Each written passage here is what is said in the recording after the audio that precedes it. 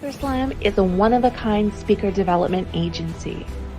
For the past 6 years, we've helped mission-driven, heart-centered speakers, authors, coaches, and entrepreneurs create and build a unique personal brand with speaking and video.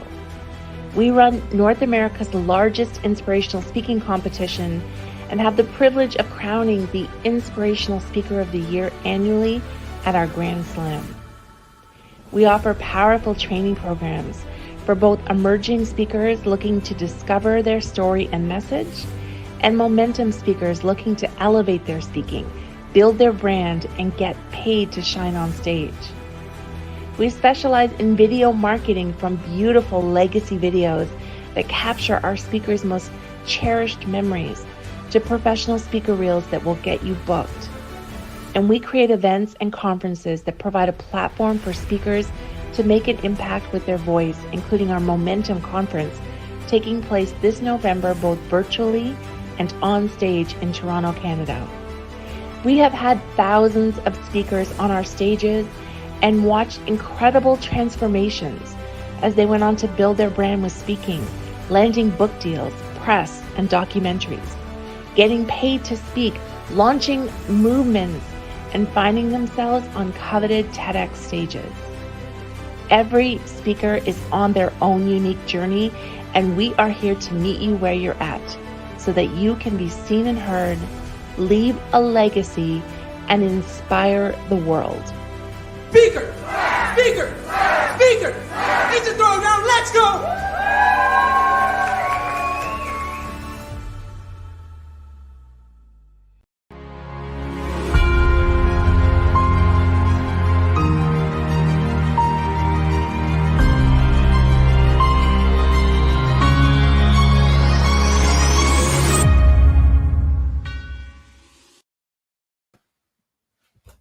Wow, welcome everybody. I'm so excited. I feel actually like a kid on Christmas Day about to open her present that she's been wanting and asking for her parents and nagging to have, and just like hoping to, find them under the tree.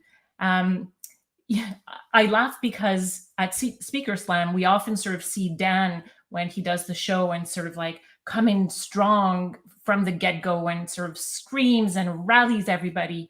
And from a speaker's point of view, I often sort of looked at Dan and sort of said, okay, yeah, he's very enthusiastic.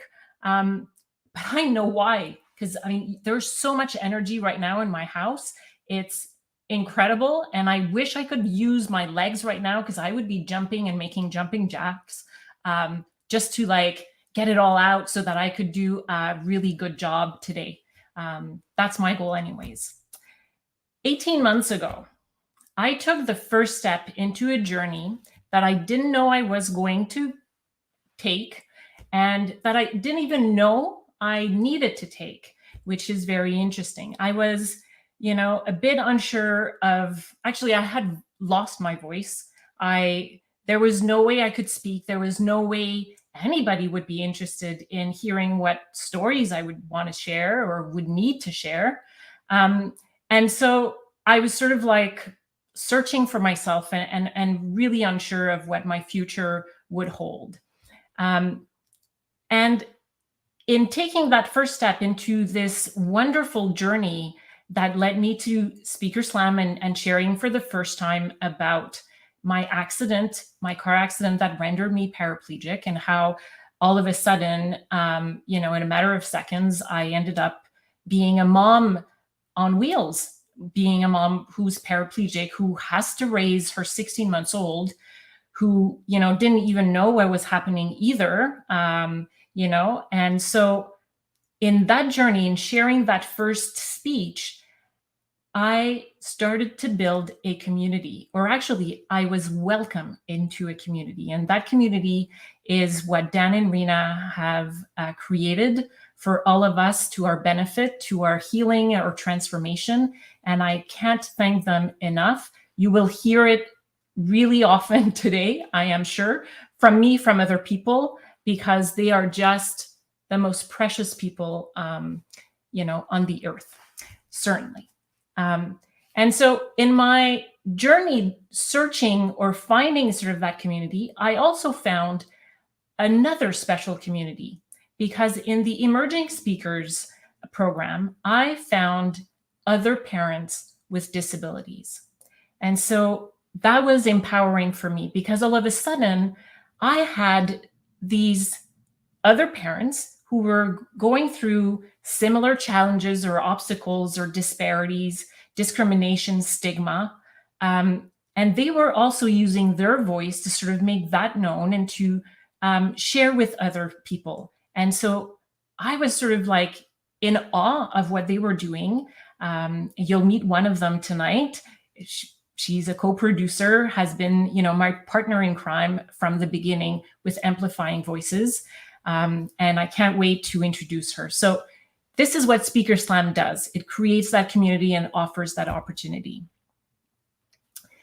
Tonight, I get to introduce you to the most amazing human beings I have met, certainly in a long while. These amazing human beings I found through social media, the joy of social media. Thank God for technology to bridge sort of geographic region and people that way. And what I hope for tonight, for future nights, for future events of Amplifying Voices of Parents with Disabilities, I hope that one day we get to have politicians seated where you are right now, in the room with us, listening to our stories. We are speakers, parents with disabilities from 4 different countries tonight. And I wish that we could reach those politicians and service providers to really make them understand what our needs are as parents, because it is so important for us as head of our families, but also for our children. And I think that, at the core of it all, it's really about our children and about how fair society needs to be for all of us, and for us to be represented so that our children feel welcome and included, just like anybody else, and that their family resembles any other family, or actually is different, and we're okay with different. I'm also very excited because I feel that I owe a great deal of gratitude to the speakers that you will hear today. And I owe them a lot because they have showed me the way. Like I told you, I thought I was voiceless. I found my voice thanks to Dan and Rena and the Emerging Speakers group. But parents with disabilities who are here tonight have shown me how advocacy and using our individual voice and our collective voice, like we are doing tonight, is what will move things. And if we want to change the world, we each have a role to play. And my role tonight is to be host of this wonderful event, to welcome you and to introduce each of every speakers tonight.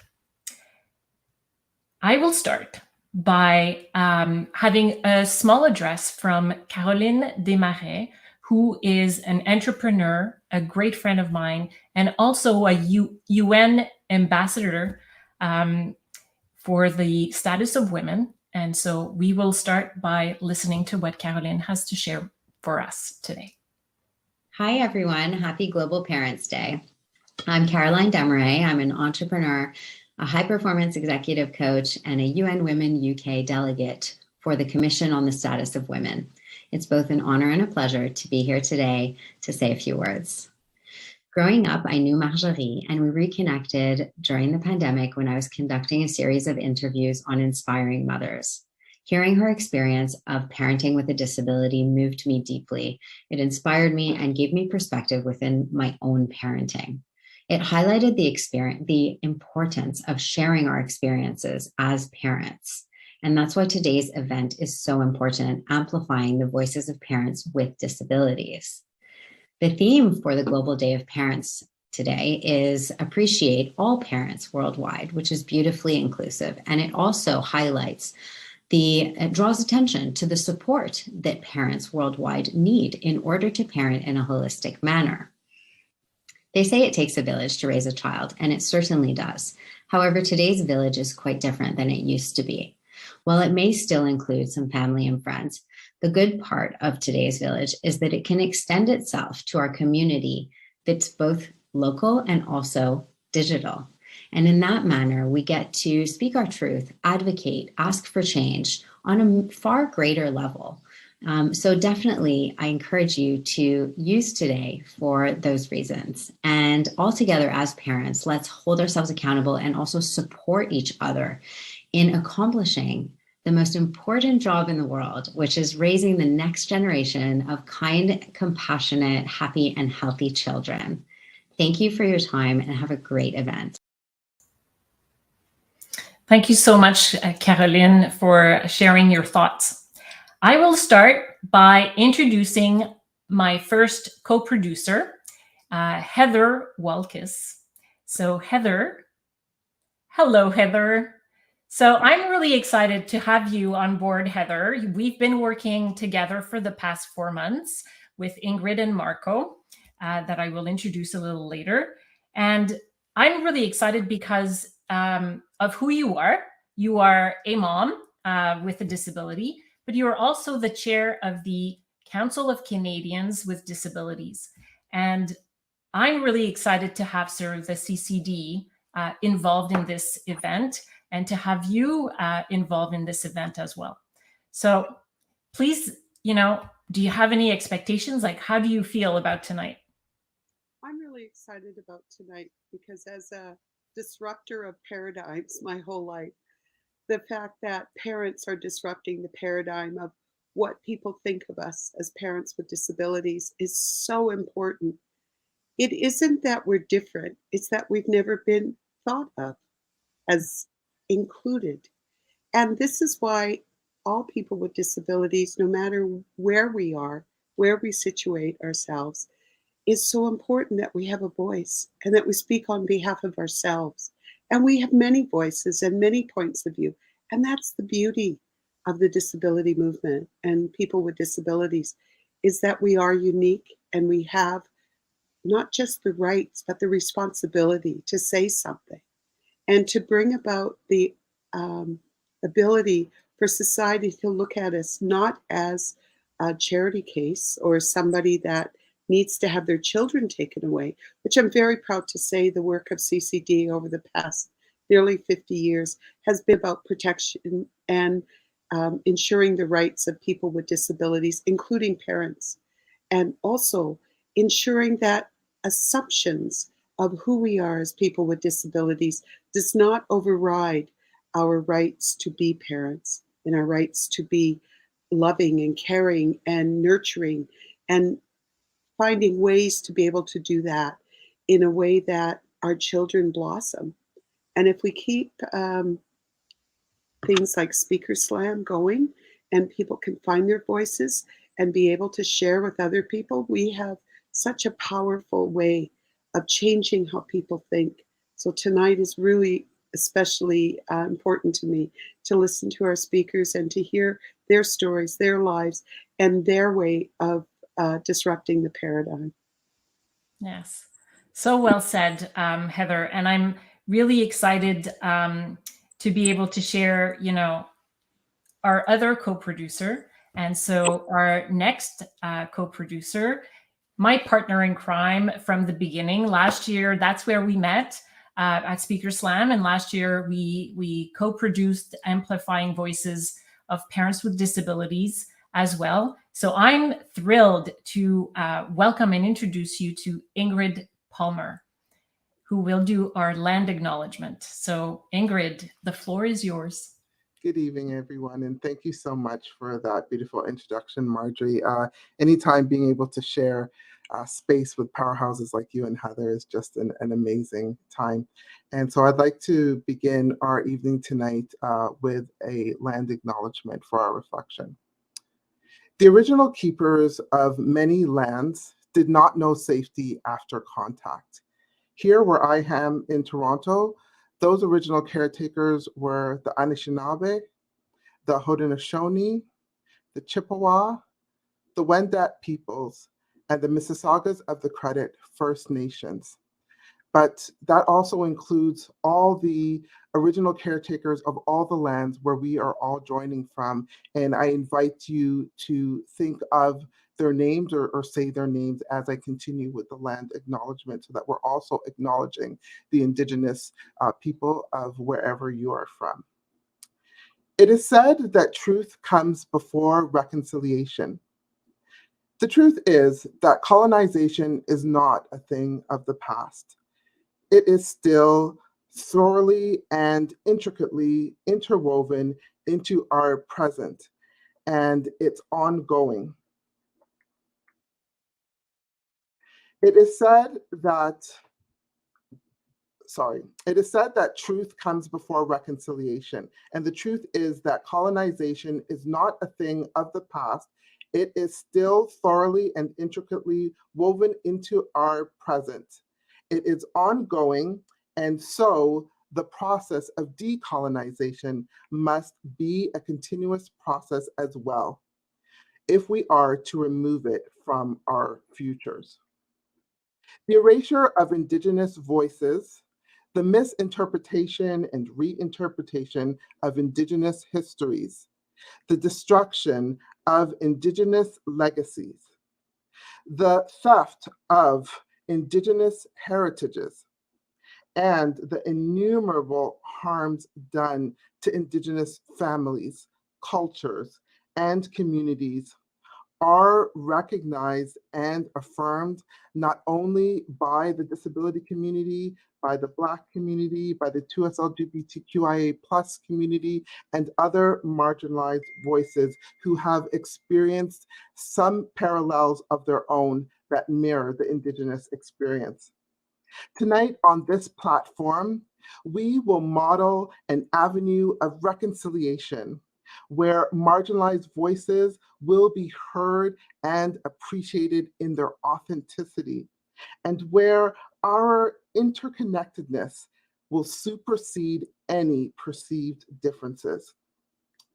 And as we move through the agenda tonight, let us hold that understanding in our heart as a guide to our interactions and learning together here in this space. And in that spirit of inclusion, I want to once again welcome you to Amplifying Voices of Parents with Disabilities. Back to you, Marjorie. There's a reason, Ingrid, why you're the one who is asked to do the land acknowledgement, because you always do it in such a beautiful, respectful, mindful way that always makes me think of one step further of how I could be respectful of the owner of the land that we are on. So thank you very much for that. Our third co-producer is Marco Pasqua. And so Marco was actually a speaker last year. And last year I had seen him like on Twitter. He was very active. And I had realized that he had just like a brand new baby girl, or that she was, coming. And so I reached out to him, and he was one of our star of the night last year. And so this year we asked him to come back as a co-producer. So I am very thrilled for us all to have Marco sort of come and join us tonight. Awesome. Thanks so much, Marjorie. I really, really appreciate it. And last year, that was such a whirlwind because I was a new dad explaining my situation. And I kind of want to go into that for a second, first, folks, because, when I was a kid, I was told by some individuals that I would be lucky to have a kid someday as a result of my disability. For those of you who don't know, I am a manual wheelchair user and I have cerebral palsy. And so there's a lot of stigmas, I'm sure that that follow disability. And so then, of course, 1 year ago today, I'm actually at this exact event talking about how 2 months earlier, my wife and I welcomed our beautiful baby daughter, Stella, to the world. And my whole life changed. Now, since then, I've learned so much about empathy, compassion, and most of all, I would have to say patience. I'm already seeing the effects that it's having on my daughter. She's so kind. And the cool thing is that because she's surrounded by disability and she herself does not have any form of disability to our knowledge, she's seeing how her daddy interacts in the world. She's already running up to automatic door buttons and running in and to push the button for me because she knows daddy would need that for some help. Or when we're out at the park or at a mall, she wants to be the first person to come up behind me and push daddy. I kid you not, literally at 1 year old, she would get out of her stroller and start to push me. I didn't expect what was going to happen next is I would be out at a shopping mall. My daughter is doing that. It was pretty old hat to us at this point. And people in the mall started watching and looking at us, but I didn't feel like I was on display. I felt like they were completely blown away that there was this cute little girl behind pushing this man in a wheelchair. And the next thing you know, I even had some people crouching down and saying, "Can I take a photo of this?" Now, the reason I didn't take offense to this is because that is how you affect change. People seeing real people in the world living their life as parents. And I want you to know that for me, that is so crazy because I never thought that I'd be able to utilize my disability as an opportunity to showcase to my daughter how she could be a more inclusive human being in this world. And here we are every day doing it. In fact, there are times when I'm at the park with her and she'll run over to me saying, "Dada, Dada." And the next thing I know, someone else who's a parent at the park says, wait a minute, you're her father? And I love that conversation. I love being able to break down paradigms, being able to change stigmas and make sure that people know that things don't have to be traditional or typical. Sure, the way we do things may be a little different. It may be very hard for me as my daughter is squirming around on the change table if I'm trying to change her, or even pushing her in a stroller while I'm a manual wheelchair user. Looks like I have some sort of swag, riding in a vehicle, pushing my daughter the best that I can. But you know what? We learn to adapt. We learn to do things a little bit differently. And my whole goal is to say that my disability doesn't change my ability to be a present and active parent in my daughter's life and break down the stigma that dads aren't present for their kids as well. So my fellow speakers tonight, there are 11 of us. We're going to get vulnerable with you. We're going to share with you stories like I've shared with you. And most importantly, we're going to show you what truly is possible when you have a disability, because it doesn't mean that you have a disadvantage. And at the end of the day, I want to say something to the people who said I would be lucky to be a parent. They were absolutely right, because every single day, I think I'm the luckiest guy that I know. Thanks so much, Marjorie. Thank you so much to the rest of the team. And I look forward to seeing all the speakers tonight. Okay. Mic drop. Can I have Kleenex, somebody? So powerful. My God, Marco, if I know you didn't have any doubts of why we asked you to be co-producer this year, but man, you hit all the right chord. You know exactly what to say. And you're right, our children, they live with us. They don't see a problem. It could be fun, a wheelchair race, or it could be fun to, integrate into Legos. This is when my son, built when he was 3 or 4 years old, because there was no Lego wheelchairs. So our kids are fine. Our kids are fine, and they're more than fine. They're beautiful and they're strong and they're incredible, and we love them dearly. And they are the best kids ever until they throw a temper tantrum, but that's another story. I will share a little bit of a story about our next speaker. So our next speaker, I heard about her without hearing about her 10 years ago when I had my accident. I didn't really know how I was going to end up sort of parenting. I had not conceptualized parenting from a wheelchair, and especially solo parenting. I'm Thomas's only parent. And I had not imagined how I would even co-parent with my parents, which was a little tricky, certainly at the beginning, in terms of identifying roles. And one of the educators that worked with me or was working with me said to me, there's this really great program that exists in Ontario, which is the neighboring province. And in Ontario, there is a program called the Nurturing Assistant. And the Nurturing Assistant, basically, that concept gave me sort of that image that I could still be mom to Thomas and be fully mom and present, even if my mom was going to do the acts. Let's say bathe Thomas, she was about to do that for me. I could still sort of have and be involved just like any other parent. Now, I didn't know that 10 years later, I would be introduced to Tracy Odell, who actually thought of and created and advocated for the Nurturing Assistant program.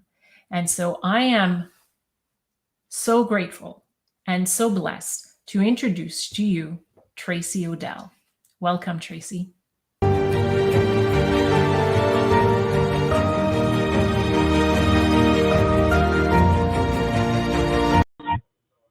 Hello, everybody. Thank you for inviting me to be here this evening. I'm on a bit of a truncated timeline, but I think probably after the break I would be leaving you. But before that, I'm all yours. Anyways, I guess I'm a literally a grandmother to the Nurturing Assistance program now. I have two daughters with my husband, both fully grown, and they each have one child as well. So that makes me an official grandparent from the Nurturing Assistance program. In Ontario, where I am living, we have a few different models for our attendance services. So for services that provide like a PSW or someone like that to provide assistance with personal needs in the home. And when I had my first baby, everybody tells you it changes your life forever, but it really, really does. And I think with reactions certainly varied. My parents were quite concerned about this decision of mine to have a baby. My husband's mom was quite fine with it. She was all excited. But even people that I shared attendance service with at the time were very lukewarm about it. They were wondering what was going to happen to their services. Were their services going to get cut back if I needed more help to look after the baby and so on? So I wasn't getting really positive vibes or congratulations from a lot of people in my circle. When I was having my very first baby, people thought that my husband and I didn't know what we were getting into. And when we came home, we had our newborn. He really was just running around constantly, not having time to sit down like any new parent with, a newborn would be. But for my point, I didn't feel like I was able to participate. I felt, like another piece of the furniture in a way. And if it wasn't for nursing, that I wouldn't have had a lot of contact with my daughter at those early developmental stages. So I was trying to think, what would be good for my situation and to help my husband. And because we had the attendance service program, I was able to negotiate with the funders that our funds for attendance services should also extend to what I was calling nurturing assistance. And once I helped them to see how this would be different from babysitting, because I would be there, I would be giving directions the same as I would give to my attendants for other things that they do for me. Once they understood that, they realized it was, an actual extension. So at least for people who need attendance services in Ontario, that is something that they can request through their funding for that program. Whether they get it through the direct funding program as I do now, I hire my own attendants myself, or through other programs that provide attendance services. So we got a nurturing assistant. We hired the person separately. They were paid directly through the attendance service provider, so I didn't have to worry about the paychecks and all that for them. And it was important for us to be able to hire the person separate and apart rather than hiring one of the attendants to come after that shift for another shift, or, you know, just to avoid confusion and to make a clear distinction with the role, particularly while I was in a situation where I was sharing services with other people who lived in the apartment building. So that was something that was very important. For my husband, like, you know, when I asked him, like, what was it like in those early days, I don't think he remembers how hard he was working at the beginning until we were able to get the program through. But he just remembered that, you know, every time he heard about someone with a disability having a child, it was like on the news, right?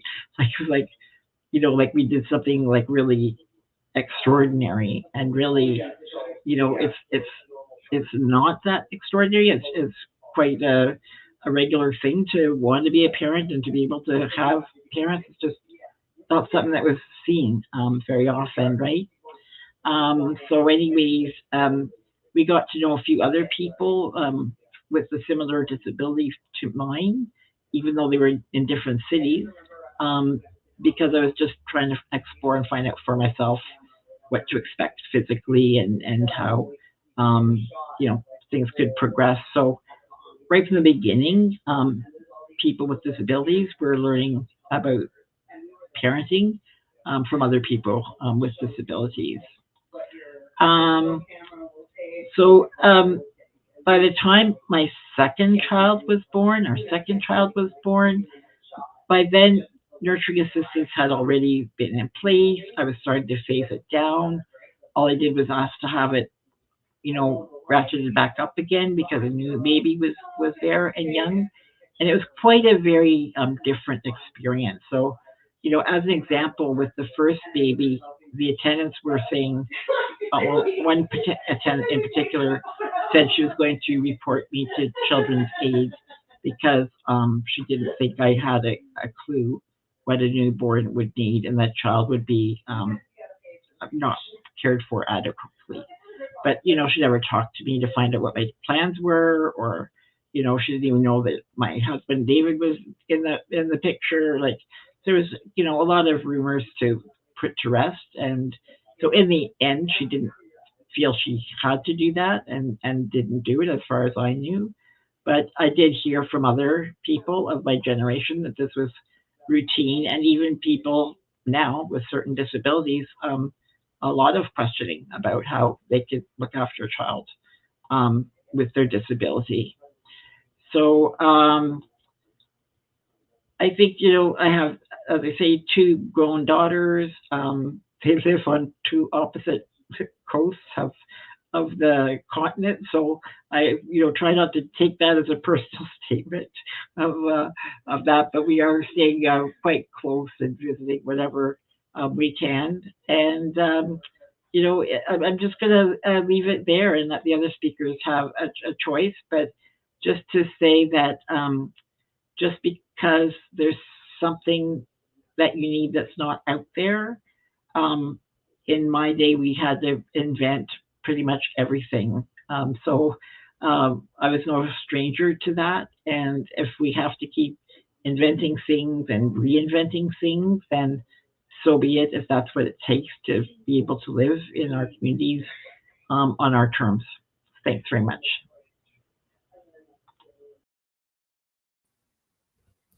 Wow. Thank you, Tracy. You and I have spoken on a few occasions, and every time I had a conversation with you, I came back feeling energized and inspired.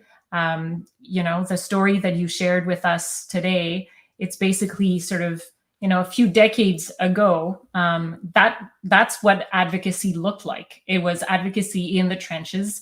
And I'm sure Heather would agree with me with that statement in terms of advocacy in the trenches. There are still advocacy happening, you know, with us right now in this day and age. It looks a bit differently. Certainly, Social media has changed that. And a lot of the speakers tonight are actually sort of advocates on social media because they are sharing their everyday lives with us by sharing reels and pictures and life stories about what it's like to be parents and have a disability and how that works. And one of these people is Kara Scott, and Kara Scott is known on Instagram, is known under Happy Para Mom. So Kara is one of my heroes, sheroes, whatever you want to call it, because definitely she shares on a regular basis every single day videos about how like she gets herself all prettied up in the morning, how she manages sort of like the 2 kids and, you know, building a house that would be adapted or accessible for her needs, because right now it is not. And that's definitely something for parents who have mobility issues, accessibility of our own buildings, our own house. And so she shares about like those little, you know, snippets of her life. And she's one of the first moms that I followed on Instagram that looked like me, that made me see like, wow, I can definitely be a happy para mom. So thanks to you, Kara. So am I. I'm also happy para mom. I'm declaring it tonight.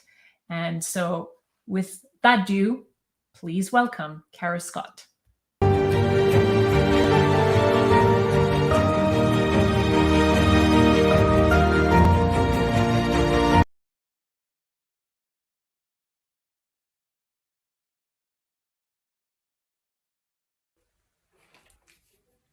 Hi, I'm Kara Scott, a mother of 2 from the UK. Now, I became paralysed 3 years ago due to a rare autoimmune disease. When I went into hospital and found out about all the paralysis, I also found out that I was pregnant, expecting my 2nd child, which was a big shock because it wasn't a planned pregnancy, but nevertheless it was an amazing shock because you know, I always wanted another child. So I'd say it was a silver lining to my paralysis really, because it meant that I suddenly had something else to focus on. I spent 5 months in hospital, and in those 5 months I did nothing but focus on the fact that I was A, paralysed, and B, pregnant. Quite a difficult combination, but I had a lot of ableist views in my own mind that I'd built up from society over the years, and I just went over them again and again. And Cara, how are you going to do it? How are you going to be a paralysed person and living in, you know, at home? You know, your husband works full time. How are you going to look after 2 children? How are you going to do this? You're going to feel miserably. It's going to be awful. And it scared the hell out of me. It was awful. And it wasn't until I actually had Winnie and brought her home and started living my life as a, you know, disabled person and a mother of 2 that I actually found, hey, you know what? I can do this. Don't get me wrong, it was tough at times. There's definitely ups and downs to my newfound paralysis, you know, but I could do it, and I could do it well. I could be this fantastic parent, and I'd given myself all these awful images of what could go wrong and why it wouldn't work, because disability equates with all these negative things. Paralysis, just in my mind, paralysis looked like, oh, I won't be able to do anything, you know, let alone mother 2 children, which I do. And I document that, and I document my highs and my lows to try and share with other people, to try and show, hey, you've got a new label. Someone's told you you're disabled now. Doesn't mean what you might think it does. You don't have to equate with your old ideas to your new ones, because you match them up and bam, it's wrong. You know, you dictate your future and how you want to do things. I personally do, because I try and wake up and be happy and be positive about my situation, and I think that helps me no end in doing things, because it turns a bit of a pants situation, because, you know, I'd much prefer to be walking and be a mum of 2. Life would be easier, but I'm rolling, and I will take that and I'll use that, what I've got, whatever I've got, and I'll try and make the best of it. And I'll choose to be happy whilst doing that. And I think my mindset plays a big part in how I deal with my parenting. But my social media and how I try and spread my knowledge of disability and what's happened to me, because it's been 3 years that I've been learning things, not that long, but I try and document that and share it with people, so people with disabilities might think, hey, I'm going to be able to do this too, and people who are fully able-bodied can think, right, oh, I see, so maybe all my views have been utter rubbish and now I need to start thinking this way. So anyway, thanks for listening to me go on, and thank you to all the wonderful speakers that are getting voices of parents and grandparents and carers, just voices of people with disabilities heard. So thank you all. My new favorite word, utter rubbish, but I don't say it as well as she does. So preconceptions, utter rubbish, down in the garbage can. That's what it is. So thus far, you've met a father, you've met a grandmother, so a mom, and a mom. And now the next speaker is a prospective mom. So a term that I've learned from the Parenting with Disability Network that I'll talk a little bit later. So Jenna was introduced to me by Marco. Jenna was telling me how she's always wanted to be a mom, but couldn't find any representation. And when we talk about advocacy, that's what we want. We want to be able to recognize ourselves, see ourselves like on TV shows, on social media. We want to know we're not the only one. And we want to know because actually we learn from watching others do it before us. This is so important. And so I am thrilled to have Jenna, represent the prospective parents with disabilities. And so with that said, I welcome Jenna.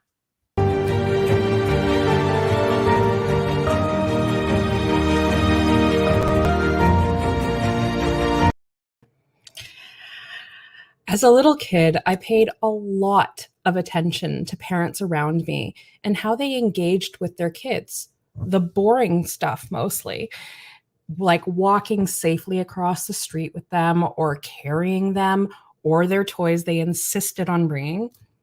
Why did I watch these people?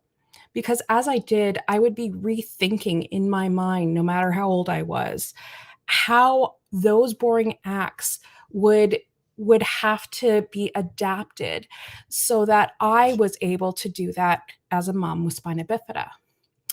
I have been wanting to be a mom for so long, regardless of my disability, but I never saw them growing up. All those parents I watched were able-bodied, and I didn't know if what I was coming up with when it came to thinking of those pivotal and common parenting moments was something that would make sense because I didn't see other parents doing it and making it work. As I got older, I started seeing commentary and the stigma associated with parenting with a disability, and it started scaring me, making me feel like I had overlooked important parts of being able to parent with a disability. I started to ask myself the same questions I was seeing people commenting about. Was I selfish for wanting to be a parent with a disability?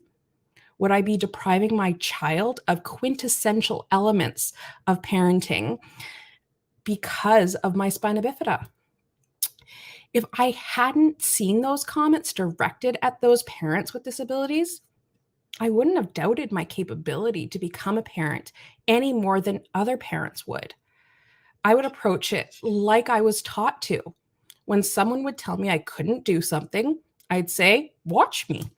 Because I have been surrounded by a support system that has taught me that my life would look different from most other people, but that's okay. And doing things differently doesn't mean it's wrong either. But given that there is a lot of commentary out there, I started to try and recognize where these comments might be coming from because they had such an effect on what I hoped my future could look like. And so I started to get more confident once I started understanding where some of these comments were coming from. Why? Well, whether we like it or not, there are trolls out there. And some people who may not realize that they are actually speaking from a place of fear, wondering how or if they could manage if they ever had to parent with a disability. A lot of them are projecting. Knowing that I can pass down my spina bifida to my child started out actually feeling like a gift because I could help them navigate life with the benefits of tips and tricks to try and mitigate some of the challenges I've faced. Then I started worrying about passing it on and my kid hating me, knowing that it was always a possibility that they could live that life. Then I was told that most parents have some anxiety about their child being born with anything that may have them struggle more than any other kids, whether we know it can be passed down or not. And kids, well, they'll always find a way to blame you for what's going on in their life. Apparently, it's called puberty. It's because of these nuggets of wisdom that I've been so grateful to get that we can see that there is more that can unite parents than should divide them.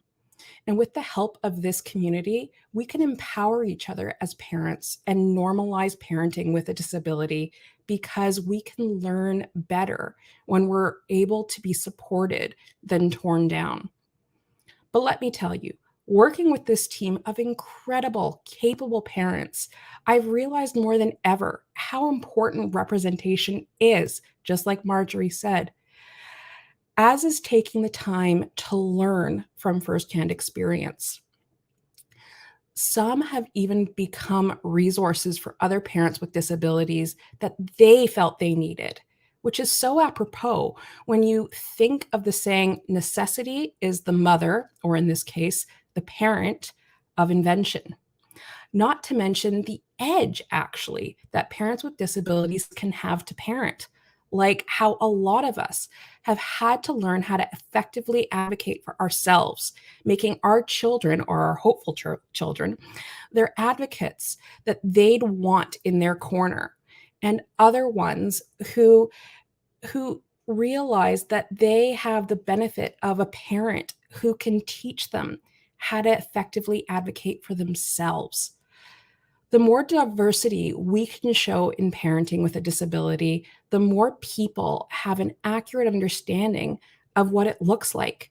And parents with disabilities will find new ways to parent without feeling like they're failing because it looks different. It's my hope that with these conversations, this generation, and certainly the next, has better access to education and resources for parenting with a disability, not only for those parents, for every parent.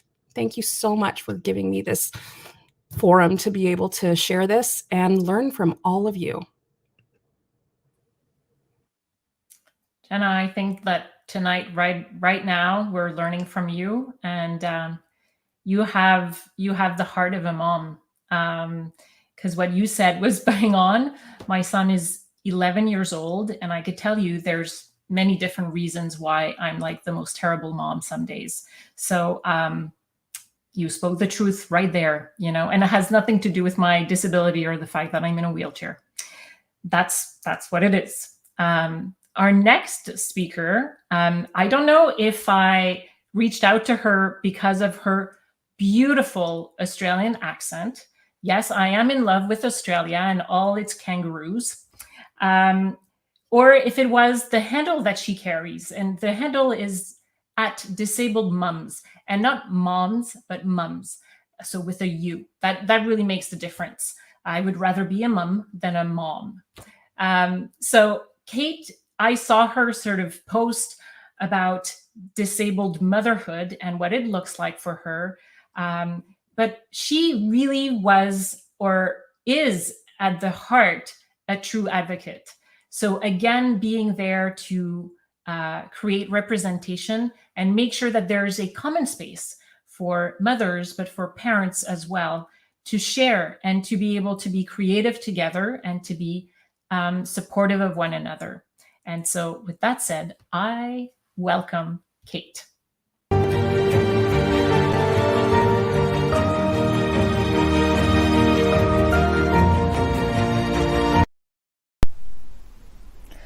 Hi, Kate Taholka here. I'm currently on a trip of a lifetime, living in a caravan, going around Australia with my family, and honestly, I couldn't look more Aussie right now, could I? So thank you for having me here. I'm recording this in beautiful Port Augusta, which is South Australia. And I wanted to give you a little talk today about why I set up Disabled Mums. So Disabled Mums is a social group that I set up online with the sole aim of creating a safe space for disabled mums to connect with each other. So to give you some context, so I am myself a disabled mum. I'm a mum of two beautiful children, Pippa and Huey, and I am hard of hearing. And I also have a background in occupational therapy, mental health, and in Australia we have a funding system called NDIS, which is National Disability Insurance Scheme, and I have worked for an NDIS for a number of years. So I've had a lot of experience in the disability sector as a professional, as well as a participant myself. So when I became a mum, what had happened is that my hearing aids had died, and I was no longer eligible for free hearing aids. So I ended up going under the scheme, the NDIS scheme, and I had a lot of difficulty doing that. And this all happened when I just had Pippa, my firstborn. So for the first year of her life, I didn't have my hearing aids. So it was actually really difficult because there was times I was like, oh no, I'm not going to be able to hear her when I'm walking her in a pram. So I'll do things like, I'll turn the pram seat around so she's always facing me. So if she started crying, at least I'll visually be able to see her. So things like that. And when you become a mum, I don't know what it's like elsewhere in the world, but in Australia, what happens is that you generally get allocated into a mother's group, which is through your local hospital or local maternity ward or centre. It's different all around Australia. I joined my mother's group and I didn't particularly love it. All the mums are really nice, don't get me wrong. It just wasn't set up in the format for me, and I had different challenges. So that was one experience of mine that made me realise that we really need a social setting for disabled mums to connect with each other, because we have a very different set of needs as mums. In my professional capacity, I was trying to help, this is just one example, I was trying to help two brothers, they were young boys, an 8 and a 6-year-old who had autism. I was trying to connect them with services, but the mum also had a disability herself, a mild intellectual disability, and I was also trying to find her support to help her with her parenting role. And there was next to nothing available. It was almost impossible to find anything. No social groups which will talk about parenting or family. I found maybe one, but she wasn't eligible for it. So the fact that, and this was in Melbourne, to the city of Melbourne, which is large, the fact that I'm struggling to find something in a capital city tells me there's a big gap here. So I set up Disabled Mums purely as an online social group for mums to connect with each other, because mothers groups are really important. We need a community, we need people around us to share ideas and all that. For me, I really strongly believe, using my professional capacity here as well, it starts with community. When you connect with each other, that's where you learn different things, and that's where you become a better person, become a better parent. You feel a lot better about yourself. So I set up Disabled Mums for that sole reason, for disabled mums to find each other. Someone has asked me, why didn't you just do it with deaf mums, because that's your story. The reason why I did it is I feel like if we have so much to learn from each other when we have different disabilities, and we can be really helpful for each other. So I'm very proud of the work I've been doing. The social group is completely online, COVID times, because it's hard to meet in person, isn't it? So if you look up Disabled Mums Group on the Facebook, you'll find us there. And that is my passion project, and it is everything I do comes down to that. So I'm very humbled to be here, so thank you again for having me here. Please connect with me. I'm more than happy to share my story again with you personally, and I hope you, if you are a disabled parent yourself, or maybe you're an aspiring parent who's disabled, please come and join us. We have our arms wide open to welcome you in. Thank you so much. Don't you love that accent? Oh my God. And I so wish I was in that camper with her and her family traveling, or maybe in my own camper. That's fine. But just being in Australia right now would be pretty awesome. Our next speaker, for me, is also very special because she's sort of like in my backyard, meaning that she lives, in the province next door.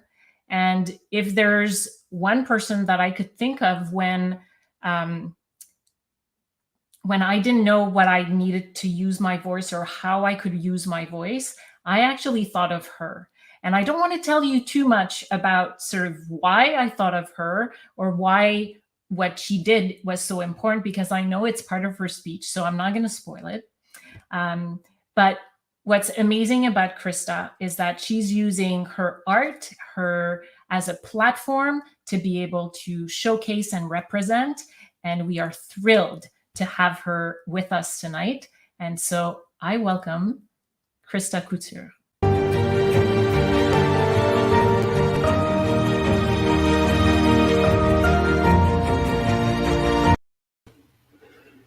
Tanse, thank you so much for that introduction. I really appreciate that. I'm Krista, hello. And when I was newly pregnant with my daughter, who's now 4, I Googled disability maternity photo shoot, and I didn't find much. What I was hoping for was the kind of, cliche but lovely maternity photo shoots. We all know it's like the pregnant person has their hands on their belly and they're gazing into the distance and they're all aglow. I wanted to see that vibe, but with disabled bodies. I am an amputee. My left leg was amputated above the knee when I was 13. And I use a prosthetic leg most of the time to get around, but I also use crutches sometimes. And I wanted to see pregnant people who looked like me. I didn't find any. There were like a handful of images of maternity photos of wheelchair users, but Google image search for disability amputee plus maternity, not much.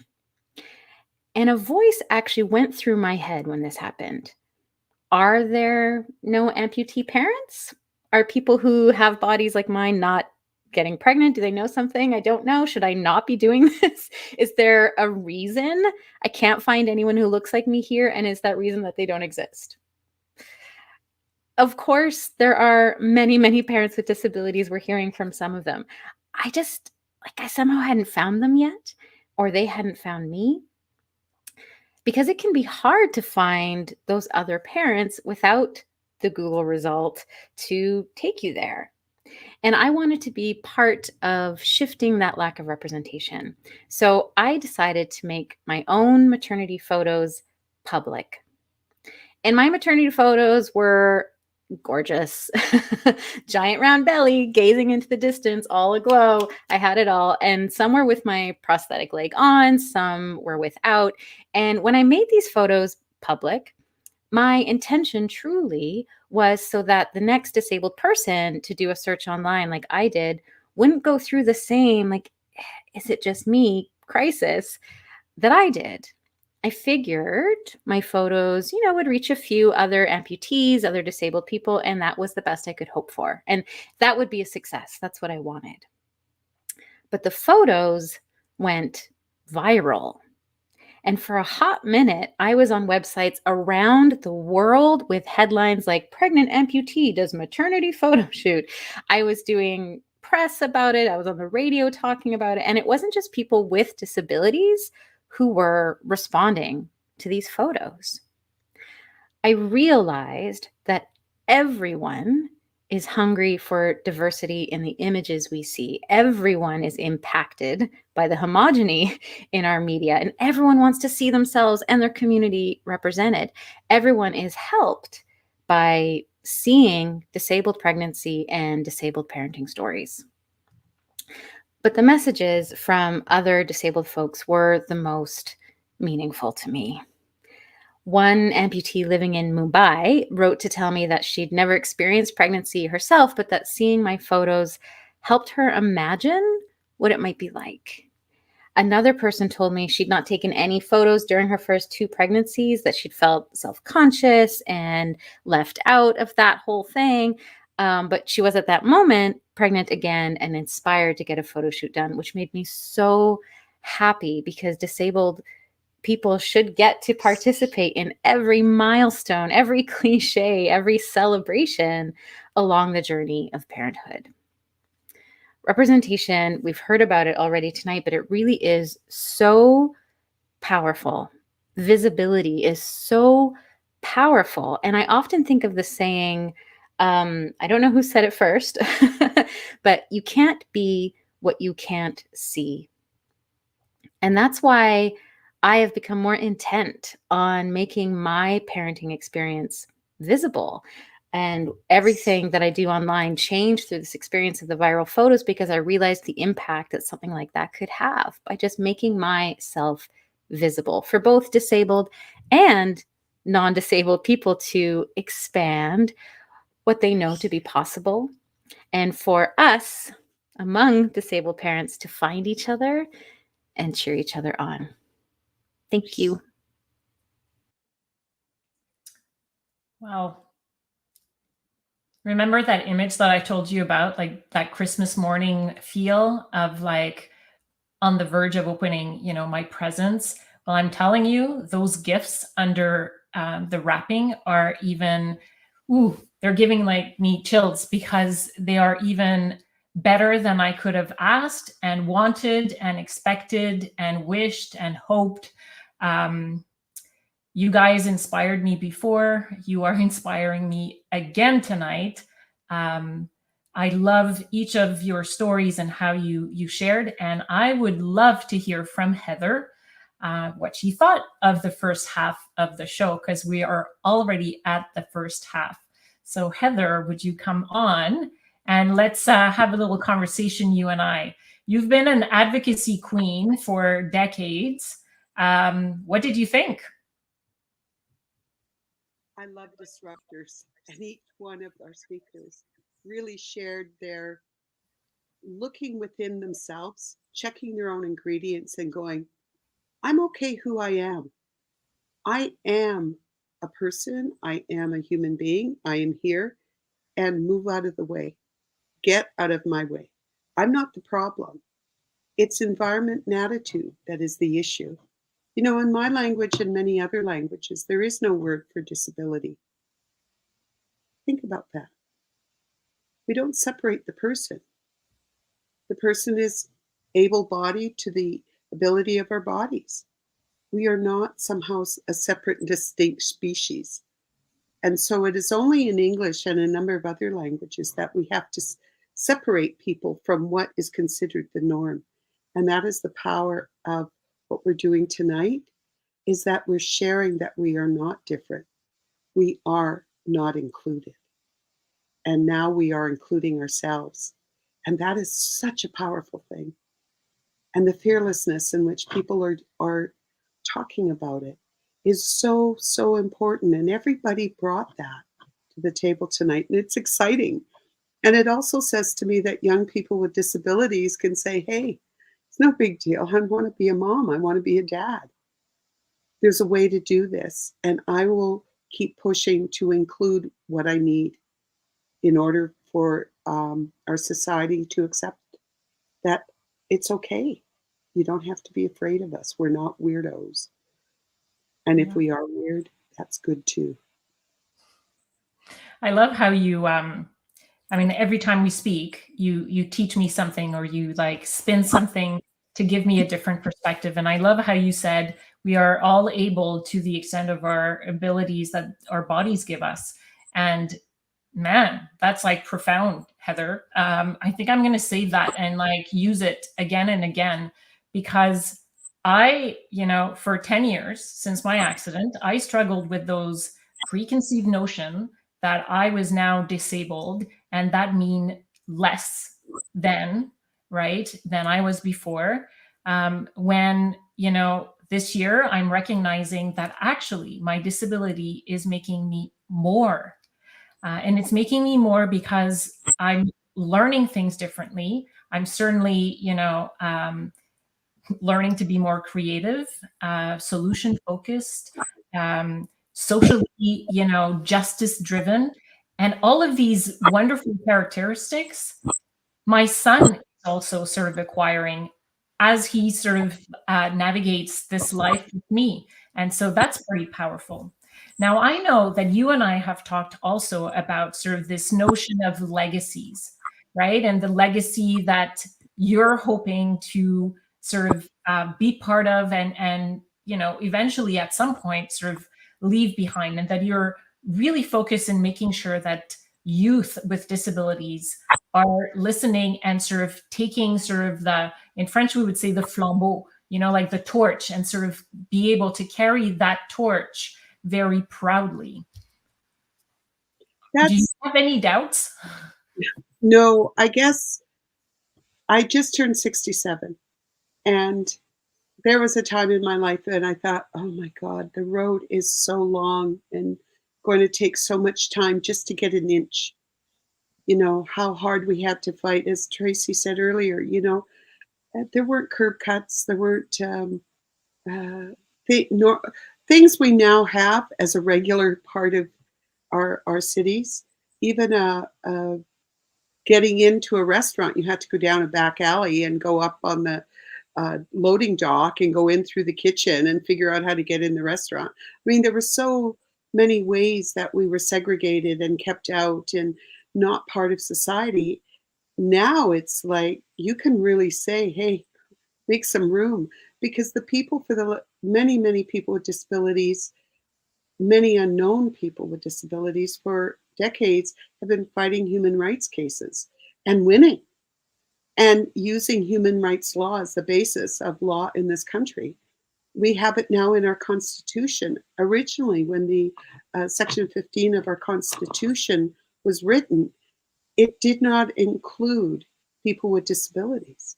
And it was people with disabilities that rallied across this country pre-internet back in the early 80s and made sure that people with mental and physical disabilities were in our Constitution as protected group. Can you imagine if they hadn't done that, where we'd be sitting today? And that's why this intersect between all of us, our cultures, our races, our gender identity, our way of acknowledging, our way of knowing, our way of being, our way of operating in the system. You use a cane, you use a wheelchair, I use a cane. Sometimes maybe when we go for a walk, my cane might get stuck in your wheels. I mean, that's just part of how we learn to navigate, to be together. But those awarenesses is what is changing society. And our young people, although it isn't perfect yet, every generation contributes to the change, and every generation leaves the next generation a life that is much better. And so from Tracy's work on nurturing to the work that's being done on the internet, the photographs being taken, Marco's work just living with his daughter and letting people see that and having no shame at all, and being able to teach us all that we don't have to feel shame, and we certainly don't have to take on other people's blame, and we can rally with each other to protect our rights to exist and to have a beautiful life. It isn't just about surviving, it's about thriving and enjoying. And if I was to come back and do my life again, I would love to just be a blind person, just a regular person, not have to be an advocate. I just want to enjoy my life. But that part is my destiny, and many of ours destinies, is to make life better for the generations coming up. And that is then they take on that torch, as you say, to do it for the next generations. And that's okay. Your destiny is definitely a wonderful gift that you are gifting us, because it's making a difference every day. And certainly, what I will remember from that conversation is, move away. I have space. I have a voice, and you're going to hear me because I've got something important to say. And when I say I, it's all of us. It's each of us. It's us together, which is incredible. So I'm feeling inspired. We do need to take a short break during the break time. I welcome everybody to go actually check out the booth section, because there are some really nice resources. So we wanted to make sure that you had access to some resources for representation, but also sort of for connection and creating that community that we've been speaking about. And I'll tell you a little bit about what you can find in the booth, and then you could go and check it out. So an example, one of our partners, Wendy Porsche from the Parenting with Disabilities Network and SILT in Toronto. Wendy Porsche is the director. She was one of the speakers last year. She is, and SILT is part of our partner this year.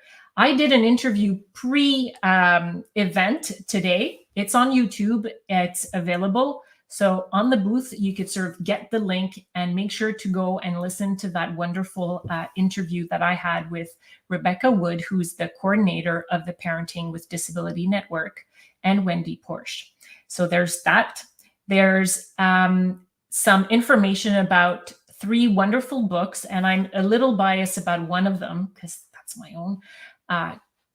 But the other 2 are also very precious and wonderful. They are, beside me because I'm reading them, and it's a whirlwind trying to read 2 books all at the same time. But I felt like I needed to have a sense, and they're beautifully written.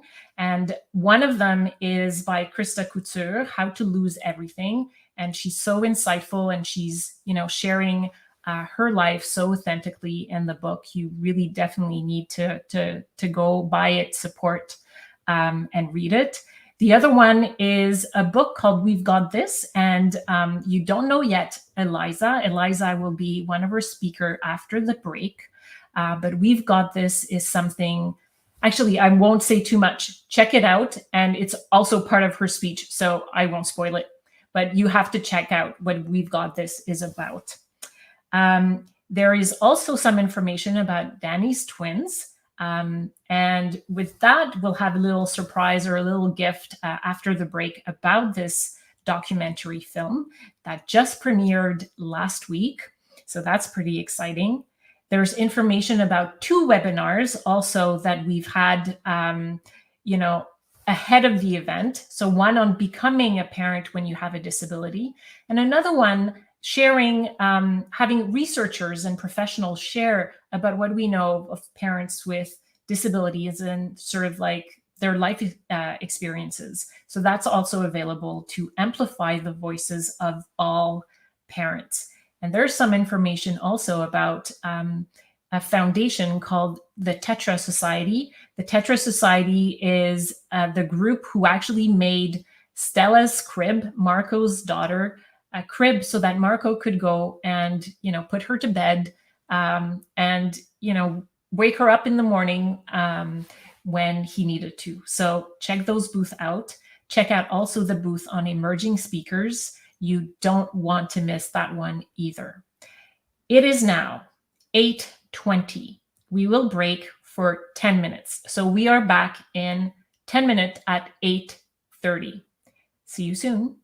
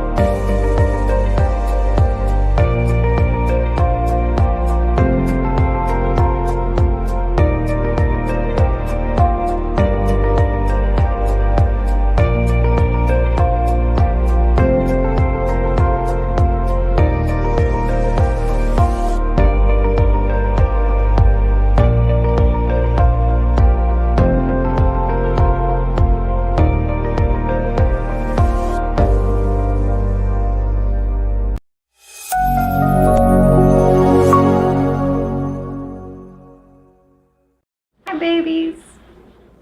I'm so excited for when you come. When I found out I was carrying twins, it was shocking. How do we decide which one's which with the names? I don't know. There were a lot of doubts as to how I would be able to handle pregnancy physically. I think I'll be a great mother. Part of that has to do with having a disability and going through a life-changing situation. It gave me a lot of strength. I think I'll be able to pass that to my daughters. It's gonna be a lot of work. A lot of work. Do you have much experience with babies in general?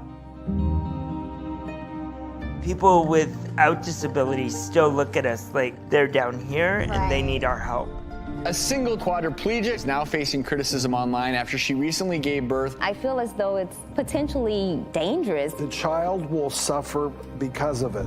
Society's attitudes and assumptions are more disabling than my actual disability. I'm so over all the recovery, trying to get better. I think, though, that you need to be a little bit more proactive than that, Dani.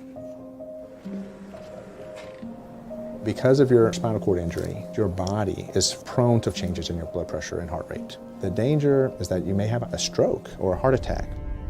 My biggest fear would be complications that threaten the health and safety of the babies.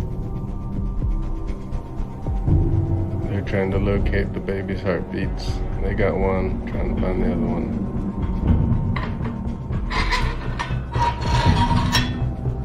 There's still a lot of anxiety about COVID-19. If Danny or I get sick, it could put the twins at risk.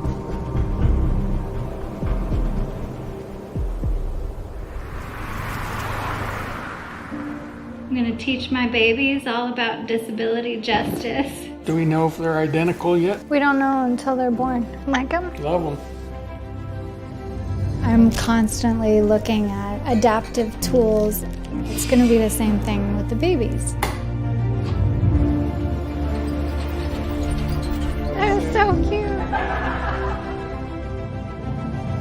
My ability to be a mother does not depend on my ability to walk. Oh my goodness. How you doing, baby? I know. You open your eyes. Okay, this is the emotional minute. I have seen this trailer, I don't know how many times in the last couple of weeks.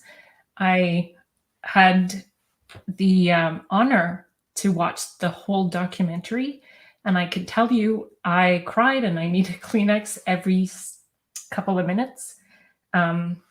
Danny and Rudy, her husband, are just fantastic in sharing what it was like in terms of deciding to become parents and carrying those twins, those beautiful twin girls that are now 2 years old.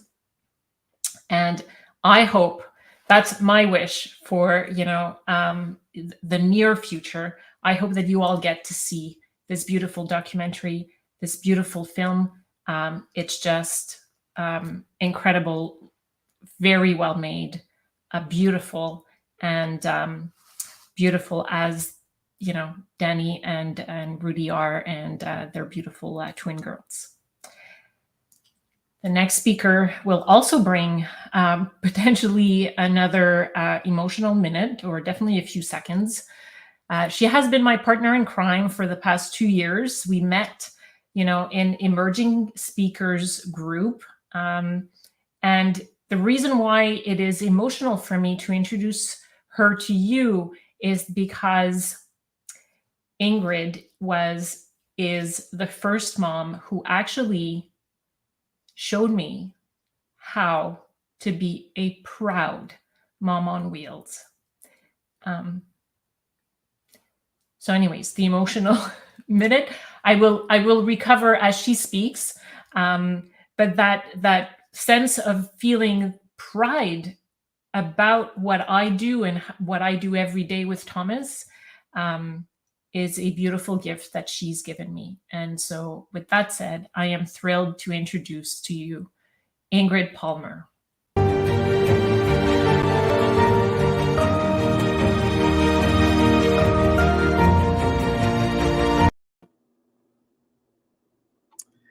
They're laughing at you again. I heard the words, but I didn't allow them to break my rhythm. I was making popcorn in one of those old-fashioned carnival-style machines.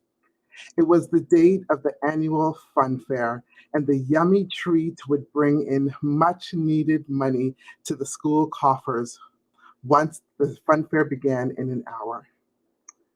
This time, they're snickering about the flyers, the voice continued. I nodded and concentrated on getting all the popcorn from the scoop into the red and white bags. But the pile of spilled popcorn on the floor continued to grow despite my effort. I heard an indignant snort nearby and looked in that direction. A group of 4 parents I was quite familiar with were looking at a row of flyers I had put up the week before. Even with my limited vision, I could tell that they snaked up and down the hallway. I sighed and turned toward the woman I often refer to as my right arm, my partner in crime, so to speak, as a member of the school council of which I, a partially sighted Black woman, was chair. Her cheeks were red with indignation and her brows were knitted together. They are terrible, she hissed through clenched teeth. They were a particular group of parents who seemed to like to amuse themselves by pointing out all the less than perfect things that I did. Things like crooked row of posters on the wall, or bows on gift baskets that just weren't quite so, or cloths that I covered askance on tables for the community potluck, or mixing up children that didn't look anything at all alike. It was near the end of the year, near the end of my 2-year term, and quite frankly, near the end of my stamina. I felt worn down and weary at the behavior, the constant comments, the lack of willingness to help, the snickering and subtle undermining. I wondered if I had made a mistake. Maybe I didn't belong in this work. Maybe it wasn't worth the hassle, and maybe I should just concern myself with my own 2 children. Yes, I had broken new ground being the first person with a disability to chair the school council, and during my term had joined many other committees and even gone up to the board level. Becoming a part of the school council, as simple an act as it was something that I'd really wanted to do. Ever since becoming a parent, and especially once my eldest started school, the ideal of participating in school activities was something that was prominent. As a matter of fact, serving on school council had probably secretly been a part of my mind since I was a kid watching Harper Valley PTA in the 80s. It just seemed like the natural parenting kind of thing to do. However, the privilege had eluded me for years because as a legally blind mother, when people learned that I was partially sighted, all considerations of me volunteering for any event instantly dried up. My thoughts turned to the night that I was elected as school council chair and the unprecedented gesture that allowed that to happen. A new principal offered me transportation to and from the school, so I didn't have to worry about getting to and from the school for the many events and school council meetings that always took place in the dark of the evening. Because my husband, who drove for a living, I just couldn't rely on him to actually be home at the time to be able to chauffeur me and the kids. And that small but important gesture of taxi chits made all the difference. And after years of just imagining what it could be like, I finally threw my hat into the ring and ended up elected, the chosen one. As I mulled over these thoughts, bagging popcorn for eager little hands that would soon want them, and absently continuing to note the kernels that were still piling up on the floor, a chorus of little feet came my way. "That's my mom!" I heard a high-pitched, excited voice cry. I looked over to see my youngest daughter and her class lined up in a row behind their teacher coming down the hall. Each little face was turned to me in rapt attention as they eyed the yummy yellow treat.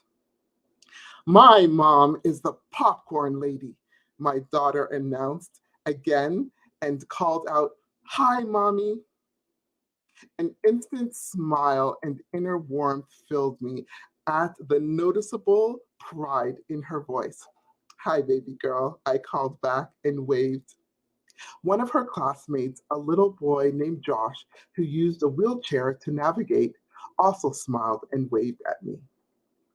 The classroom teacher stopped near the popcorn machine and whispered, "Mrs. Palmer, I have to tell you that Josh's parents are so excited for all the inclusive games that you have created for the fun fair again this year. You have managed to make every single activity of the school accessible to all the children in the access needs classrooms. And all the parents and the teachers say that it's the first time that it's happened. And at Mother's Day, some of the parents in the most supportive classes with the kids with the most support needs cried and said that those Mother's Day card gifts that you gave to their children to present to them was the first time that they had ever received a card from their child from school. That is all it took to erase all the doubt and insecurity. Instantly, I saw that I should focus on the perspective of those that mattered. Of course, I was where I was supposed to be, doing what I was meant to do, blazing a pathway of inclusion for everyone. Those people who do not see any worth in a disabled person's greatest efforts and will value a non-disabled person's lack of efforts displays the height of ableism. Sometimes we put other people's opinions above our own and question our path in life. But when we believe that we belong where we are, then we also believe that we belong everywhere. Today, I continue to use my voice as a social justice advocate in all different types of rooms and platforms, joining my voices with others like I'm doing here tonight to collectively push the paradigm from where the status quo always takes the win to where marginalized voices take their rightful place alongside everyone else. How radical is it to take up space as a person with a disability without seeking permission or approval? And how delightful to shine the spotlight on the full extent of all our capacities. Bravo to everyone here tonight, and thank you. Don't we all love the popcorn lady? I would take popcorn right now if I could. That would be, a great addition to what, I'm experiencing right now. Our next speaker is quite an impressive lady, and for different reasons, or quite an impressive person, I would rather say. She's a global advocate. She's an educator. She's an autistic person of color, a non-binary woman. That's why I corrected myself. So my apologies. And a parent of six biological and adopted children. I mean, just the six, I'm raising only one. And sometimes I sort of pull my hair out, wondering how I can do everything that I can do. On top of that, Morenike is also a PhD candidate, and stands for intersectionality, stands for disability, racial, and gender equity for dismantling stigma, and definitely for inclusion and empowerment. She is also a very sought after speaker who has spoken in the White House and for the United Nations. So this is somebody that I can't wait to hear tonight. And with that said, I welcome Morenike.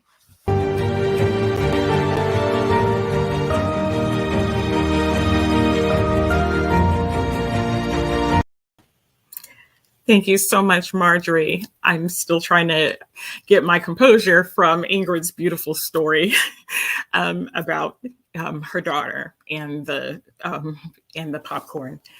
Hello, everyone. My name is Morenike Giwo-Naiwu, and I am going to be reading actually a couple of poems to you to kind of talk a little bit about some of my thoughts and my journey as a person who I guess can be seen as having non-traditional or invisible disabilities. Although I think, disabled people, we know our folks, so we can kind of sense we've got that kind of that radar. But there is, in the world that we live in an ableist society, there is an interesting paradox between the privilege of people not knowing right away that you're disabled, and then the stigma of not being able to, I guess, perform in the way that you are expected. And so one of the poems that I'm going to read is something that I wrote called Don't Be Like Me, a letter to my daughters. And it talks about some of the concerns that I've had with regard to, psychiatric disability and so forth. And then the other one is a kind of a free-flowing one, just some thoughts in general. And so I'm going to start reading. Don't be like me, a letter to my daughters. The best piece of advice I have for my daughters: don't be like me. Most people look up to their parents, even want to be like them. I know you love me. You admire me. In a lot of ways, you are already so much like me, like I used to be. Even though you're uniquely you, I see glimpses of little me, old me, in there too. But that doesn't reassure me. Quite frankly, that scares me. My vibrant, precious girls. I know this isn't making any sense to you. I know you aren't going to understand me. But please, please feel me, what I'm trying to tell you.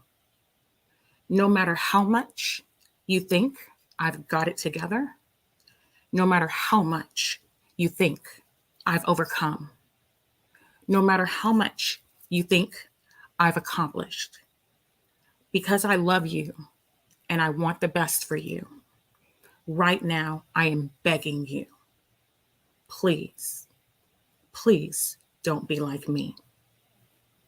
Don't turn out like me. Don't be anything that remotely resembles me. Don't be like me. Being me means you will get hurt. Being me means you will get used. Being me means you will be discarded. Being me means you will be disrespected. Being me means you will be disregarded. Being me is to never be certain of yourself, to never be at ease in known or unfamiliar surroundings, to always struggle to understand things, to trust when you shouldn't, and not to fear when you should. It is complicated. It is draining. It is being too much of some things, yet not nearly enough of others. To be me means that even when someone harms you, even when someone lies to you, even when someone hurts you, betrays you, you don't value yourself enough to leave. It means that no matter and no amount of trappings of pseudo-success in your new seemingly enriched life can sufficiently satiate the cavernous labyrinth of despair within you. It means no matter how many prayers you whisper, no matter how many affirming words you utter, no matter how many bullet journals and vision boards you create, no matter how many degrees you earn or accolades you collect, no matter how many times you try to wipe the slate clean, it's never going to be clean enough. You're still that helpless lost child who got ruined so many years ago, who can't do anything right, whose body is only good for bringing others pleasure, but you pain. It means that when you look in the mirror, you hate what you see, who you see, yet it's the only person you recognize, the only one you know how to be. It means fighting with your own mind incessantly, wondering, is what you're producing good enough? Are you working hard enough? Are you giving enough? Are you doing enough? Are you being enough? Are you even enough? Will you ever be enough? My beloved daughters, don't be distracted by my tears. Feel my words. I don't want your beautiful, unique spirits crushed. I don't want your joy depleted and your self-worth deleted. I don't want doubt, anxiety, sadness, nor regret to take residence in your heart. I want you to be happy. I want you to be you. I want you to be fulfilled. I want you to fly. I want you to be free. And that is why you must never, never, never, never, never end up like me. Now, I know you're wondering, how on earth is this amplifying parents? I'm going to read the second poem now, and hopefully it will bring that into perspective. This one was a poem that I had written and never sent, and here's another that I've written. That is the flip side, and it's called Amplifying Parents. I am not pseudo-normalcy. I am not simulated ableness. Your way is not the standard. Your way is not the right way. I denounce the wretched game of ableism. I reject demoralization, devaluation, deceit, defeat. I define me, mother, sister, disabled, friend, mentor, survivor. My wounds have ceased their emissions. Yes, the scars remain, but no longer are they tiny, raw, and tender. Instead, they have toughened, stiffened, evolved. They are now raised. Hypertrophic scars, keloids. They are many. They are massive. They adorn a body that houses my essence, my emotions, my very soul. All of my breath, my organs and organelles, my lymphatic and serous fluids, the activity of my brain and heart, a mind that won't remain still, soaking in my surroundings. This brain and this body, mine, its intrinsic, defiant stems, its undulating waves, the motion of my limbs like endless ellipses, a timeless ocean, my flaps, my twirls, my twitches, unpredictable rhythm, melody. I am the truth, both light and shadow. I am disabled. I am different, both blue sky and gray fog. I am disabled. I am difference, both land and sea. I am disabled, and I am proud. All of this dwells within me, in my heart and my soul. Amplifying parents. Thank you. Okay. There was the emotional minute, and I think there is the awe minute, if that's even possible. I knew of the story or the power of stories, but the incredible way that poetry can sort of make you feel what you've just shared, Morinike. And I'm like seeing like the other speakers' comments in the corner of my eye, and everybody's sort of like in awe. This is beautiful what you just shared with us. To me, what I will remember is to celebrate our uniqueness, not to want to be like other people. And that will be one of my special gifts of tonight. And I thank you for offering it to me and to all of us. That was extremely powerful. Our next speaker is as powerful and impressive as all of the other speakers that we've had thus far, and the ones that come after as well. The story I want to share about this speaker is that, you know, sometimes the limits that we or the limits that we have that are the obstacles in our lives are actually the limits that we set ourselves. And so when I first saw Holly on Instagram and on social media, I noticed that she had over 100,000 followers. And in my mind, I was like, oh my God, if I were to send her like a text or a message, for sure she would sort of like probably not even see it, right? And I almost dismissed it. I almost said to myself, that's it, you know, 100,000 followers, for sure she's not going to give me the light of day. But you know what? She responded very rapidly on top of that. And so that, people, is a lesson in learning that sometimes, you know, just jump and do what scares you, because the payoff is just pretty incredible.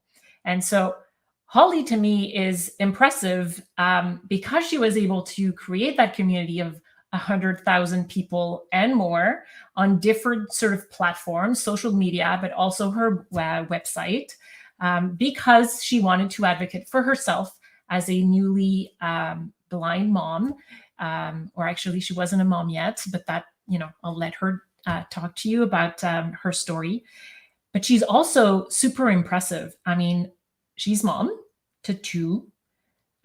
She's also a reverend. She's also a PhD holder. She also has graduated from several master's degrees.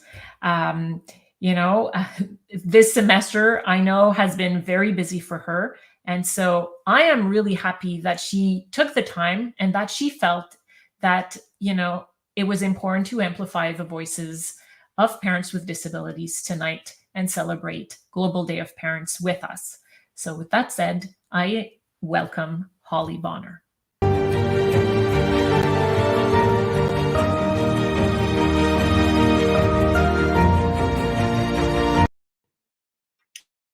Good evening. It's nice to be with all of you. My name is Reverend Dr. Holly Bonner. I am a social worker, interfaith minister, a doctorate of ministry and theology, and also the creator of blindmotherhood.com. And Blind Motherhood's mission is really to show that any parent who is blind or visually impaired can parent safely, independently, and effectively. And I live that every day as a legally blind mom, a wife, a professional professor working in Staten Island, New York, of all places. And I'm so grateful that Marjorie did reach out and that I was able to connect with her via social media. The power of social media is an amazing thing. So I will tell you a little bit about my story. As I mentioned, I am legally blind. 2 weeks before my 19th birthday, I was diagnosed with intraductal carcinoma. It's a form of breast cancer. I was told that I would never have children. And for most of my 20s, I bounced in and out of remission. It was a very, very difficult time in my life. So to keep myself distracted, I continued to pursue my studies as I was undertaking my chemotherapy and my radiation. And eventually, at the age of 26, my intraductal carcinoma had moved into what's called Paget's disease, which is breast cancer of the nipple. And I was treated with a very aggressive form of chemotherapy that had a 2% chance of impacting my optic nerves. And unfortunately, that's exactly what happened. The drug did help me get better and get into remission with my cancer, but it did leave me legally blind. I have no vision at all in my left eye, and I have very, very little 2900 is what the doctors say my visual acuity is. So I could see about the size of an eraser cap within the center of my eye. And, you know, going and losing my vision was a very, very difficult time for me. I had to relearn everything. My husband was a detective with the New York City Police Department, and he took several weeks off of work to be with me and to help me through the transition. But I really had to relearn how to be an independent person. And I became very depressed and very unsure about what life was going to hold for me. And I decided that I wanted to end my life. And I ended up, on the day that he left, to leave to go back to work, I had a plan to commit suicide. And before I was going to go through with my plan, I prayed to God and I said to him, you know, I went through cancer. Now I'm legally blind. I do not know what you want from me. I don't know what I'm supposed to do, where I'm supposed to be. And I need you to tell me right now that you know that I'm here and that you know that there's something that you need me to do. And I became violently ill. I started throwing up, and I didn't know. I was just upset about the emotional toll of everything, if I had just let everything kind of bubble up. So I ended up calling my husband. I had him come home from work that evening, and he took me to the hospital. And it was there that we found out what God had intended for me, because I was pregnant. And the doctors had told me that was never going to happen. And I knew right then and there that I had got to get my act together. And I had to learn everything that I had to learn and figure out how I was going to navigate being a blind woman who was going to be a mother. That was my mission. That was what I had to do. And I dedicated those next 9 months of my pregnancy learning and preparing and looking for people that I could reach out to and talk to about what I was experiencing. But here was the thing.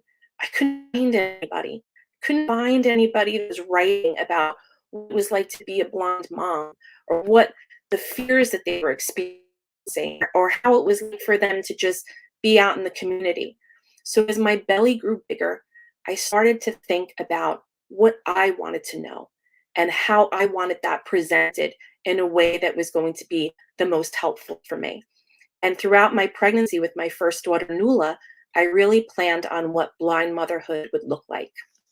So when I was in the hospital getting ready to have my baby, I was wheeled into a private room.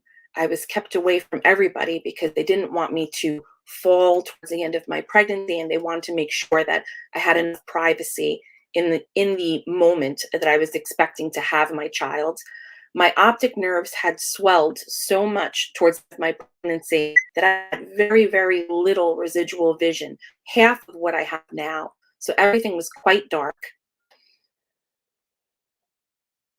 And I ended up having a sign put over my hospital bed, and it said, "Mother is legally blind.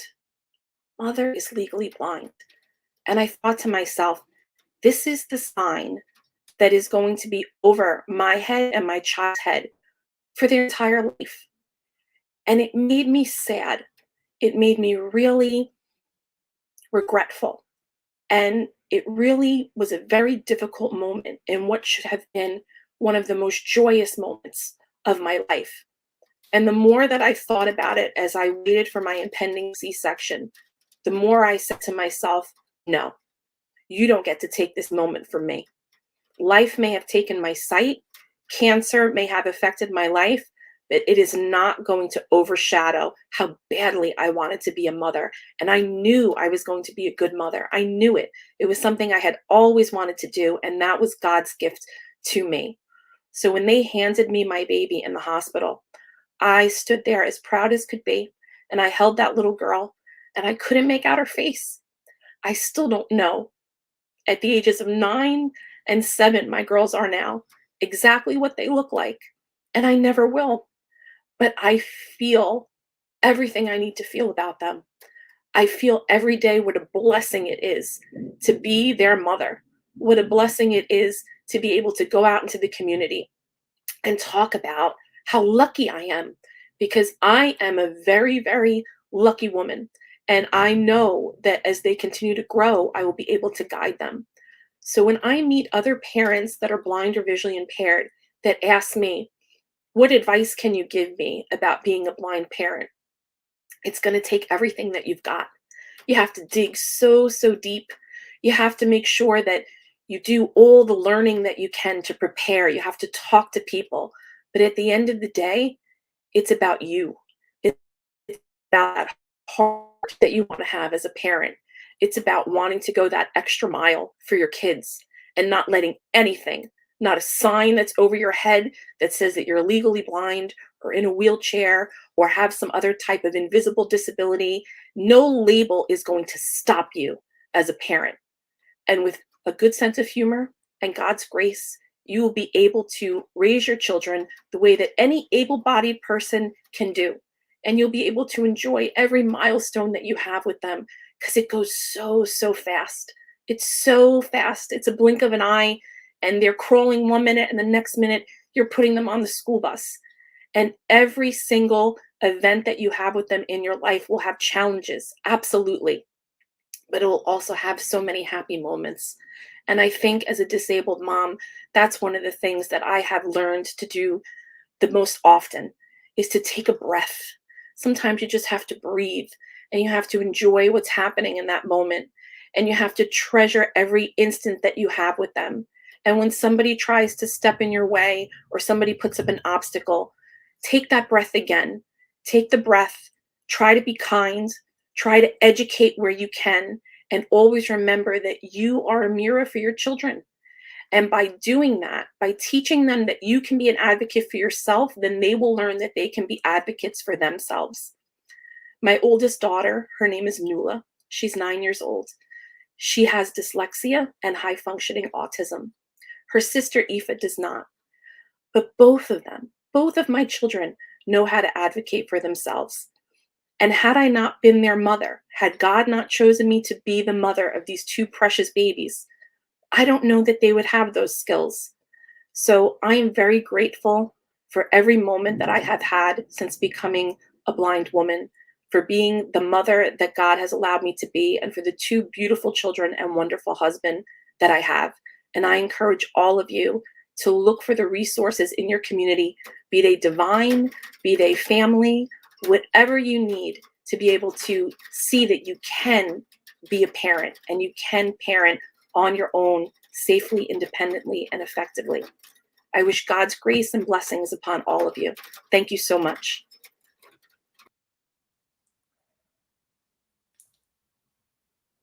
I'm just taking in.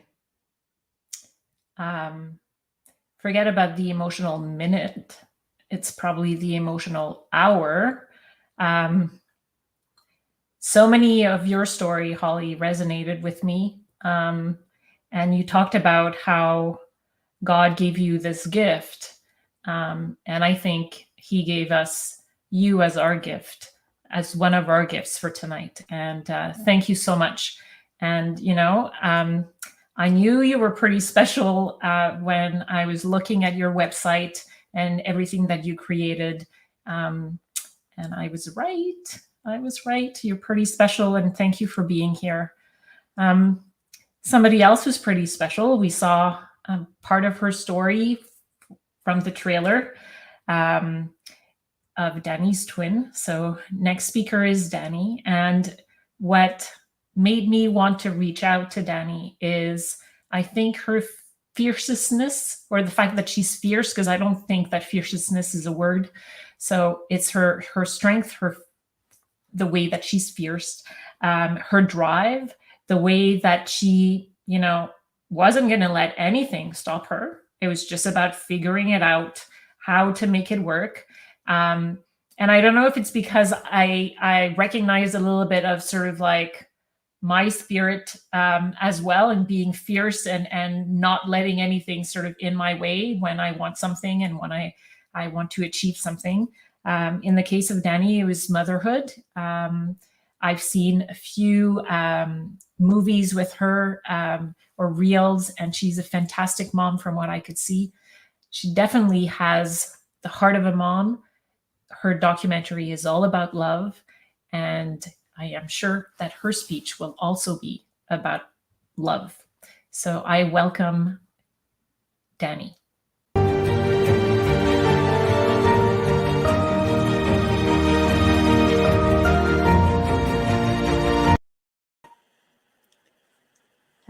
Hello, powerful people and parents. I'm Danny. I'm the protagonist in the trailer you saw, Danny's Twins, the documentary film. Question for you. When is the last time you've seen a parent with a disability on the big screen, on TV, in a film?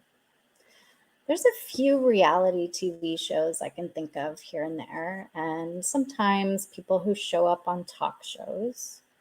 But other than that, I really can't think of any. And if any of you know of any, please let me know because I'd love to watch that. Everybody knows that there's an ocean of information on parenting, as well as a multi-billion-dollar industry that caters to it. At the same time, there's this puzzling void when it comes to parenting or pregnancy with a disability. Subsequently, you would think us disabled moms and parents are the anomaly, but that is so inaccurate. Let's look at a few stats. I live in the United States. There are an estimated 4.1 million parents with disabilities who have children under 18. That's 6.2% of all American parents. Let's look at it from another angle. 6.1 million children have disabled parents in the US. That's 9.1% of all children under 18 in the country. 9.1% of all children in the US have a disabled parent. Isn't that incredible? These statistics were gathered by the National Council on Disability, and they're from 2010. So I'm assuming these numbers have risen steadily. And despite such valuable evidence, there's still sort of an extreme lack of substantial data on this topic, which leads to erroneous and often culturally biased assumptions about the low prevalence of disabled parents. So here's the thing. There's a lot more of us than people realize. And when I was approached to make a documentary about my film, at first I wanted to jump and say yes, but I was skeptical.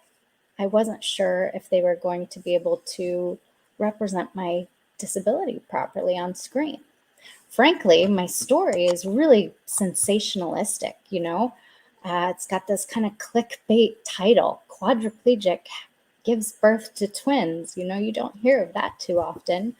And I was really worried about that becoming sort of a inspiration porn clickbait narrative, you know, where people just watch it for their own inspiration. And not that there's anything wrong with inspiration, but when we narrow it, when we bring it down to just that, it's kind of empty.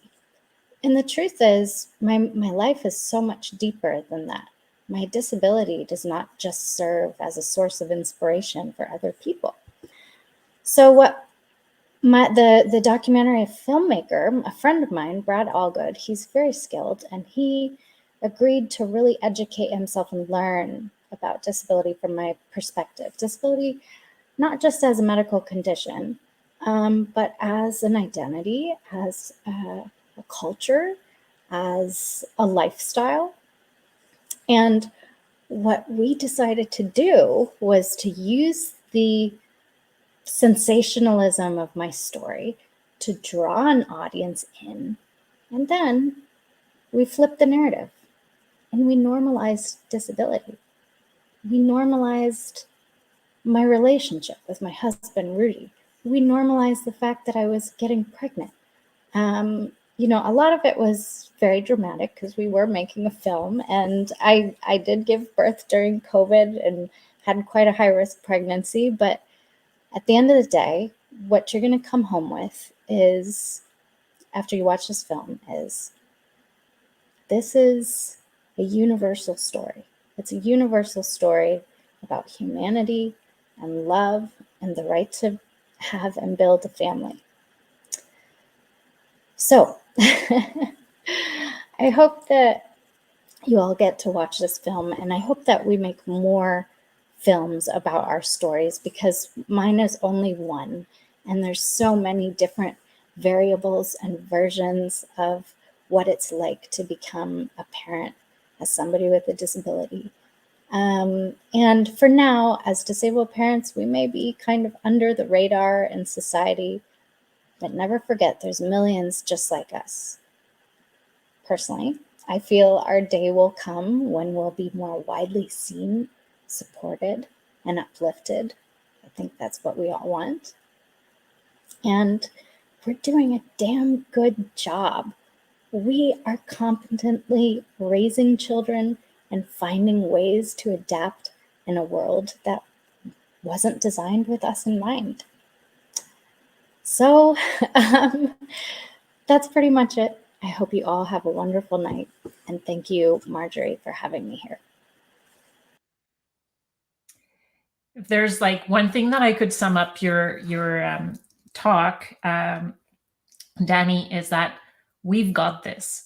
And there's a reason why I'm using that phrase in particular. It's because we've got this is the title of a 8-part series podcast that was created and hosted by Eliza Hall, who is our last speaker before me tonight. And We've Got This is about our stories. And just like Danny outlined, highlighted, we are millions of parents with disabilities. It's not just one or the other. Even if, it took us to serve meat on social media to be able to sort of recognize that we're not the only one in our neighborhood. And so We've Got This turned out to be not only a podcast. Eliza used that platform of the podcast to turn it into a book, and a book that represents 25 families headed by parents with disabilities. She's now working on an international version of the book, meaning that there are more stories, so more families, including, and I won't spoil it, including maybe perhaps certain of the speakers that you heard tonight. So it's going to be a great book before it's even published. Eliza is definitely, just like all of us here tonight, a fantastic advocate. She comes from Australia, so it makes her even more precious.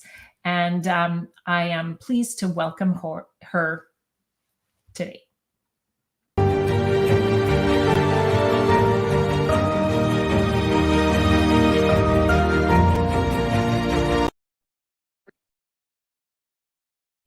Hi, everybody. My name is Eliza Hull, and I am from Castlemaine in Australia.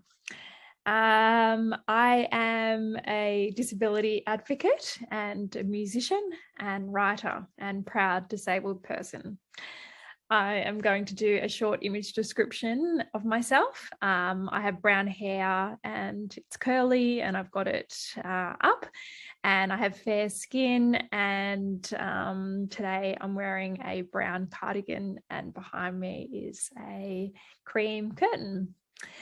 I'm really excited to be part of this event, and I'm really sorry that I can't be there virtually with you all, but I'm on my way to perform at the Sydney Opera House, which is very exciting, in an accessible show. And yeah, as I said, I'm a musician, but I'm also a mother. I have 2 children. I have a 2-year-old, his name's Archie, and I also have a 7-year-old, and her name is Isabel.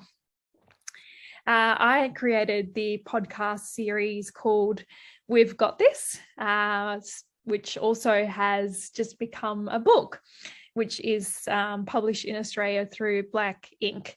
And it's called We've Got This, Stories by Disabled Parents.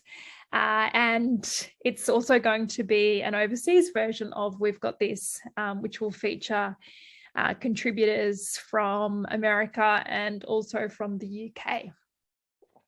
Very exciting. The reason that I created We've Got This is because of lack of representation. When I was pregnant with my daughter Isabel, I was really searching for a book like We've Got This to feel less alone in my decision to parent.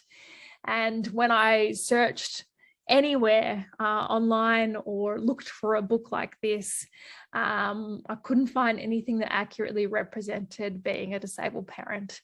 In fact, everywhere I turned, it was often the narrative was that it was a burden to have a parent with a disability. So I really wanted to change that narrative. I have a condition that's called Charcot-Marie-Tooth, and it affects my whole body, but mainly my hands. And I walk differently, and I fall over regularly, and I have muscle loss and sensation loss. The way that it is changed my parenting is, I think that being a disabled person, you are a great problem solver and creative and adaptable. And it's really made my parenting great because of that, because of having those skills already as a disabled person. So I think I bring that to my parenting. I bring adaptability and flexibility and great problem solving. And I think that all parenting requires that. I think being a disabled parent is a beautiful thing for my daughter and my son. It means that they accept diversity in all of its forms and are kind and open. And I think that is because they have a disabled mum. I think that representation of disabled parents is so vital in creating a more inclusive world for disabled people and disabled parents. The more representation we have, the more conversations we have about disabled parenting, stigmas will be reduced. And the spaces that I really want to see change is the medical system and wider community of non-disabled people that discriminate parents with disability. And so that is my aim, to reduce stigma and educate people. Because still today there is a belief that parents shouldn't or can't be a parent, and that's definitely not the case. So I will keep advocating until I see further change, so that disabled parents are included. Thank you.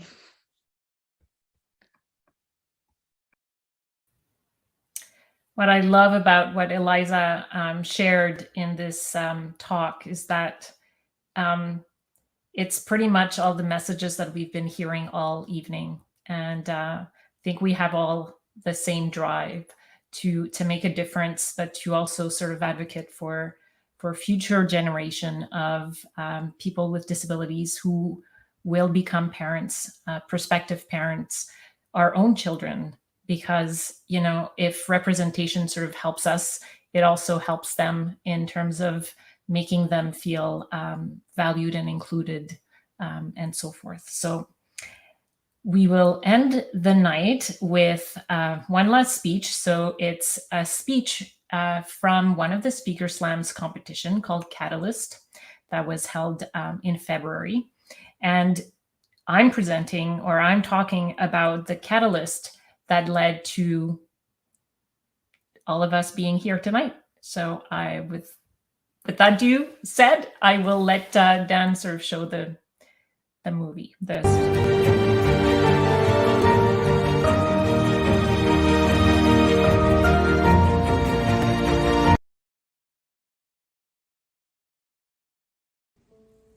I am sitting on the only couch of this tiny, dark-lit apartment in front of a woman I just met 20 minutes ago, when we hear this resounding knock at the door.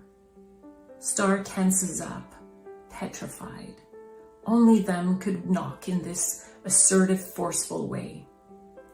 in comes 2 childcare workers with clipboards in their hands. They are here to assess how Star is going to perform the evening routine with her 2-year-old son. They start taking frantic notes about how she tidies up her apartment or doesn't. Dirty laundry on the floor, broken toys, without ever asking her why that is. They then request to see how she bathes her son. And yes, we are 3 observing in this tiny closet-like of a bathroom. Every word they write screams bad mother, incapable mother. During the whole meeting, Star tries to understand what they are saying and does everything they ask, as she knows that they have the power to take away her last child. Her voice strangled by that fear. They checked a box, and that box means neglectful mother, simply because Star has a disability, a diagnosis used against her. I worked with Star and with so many others like her, psychologists who did as much as I thought I could. Sometimes it helped, and other times, all I could be is a witness to the gut-wrenching removal of their children, powerless.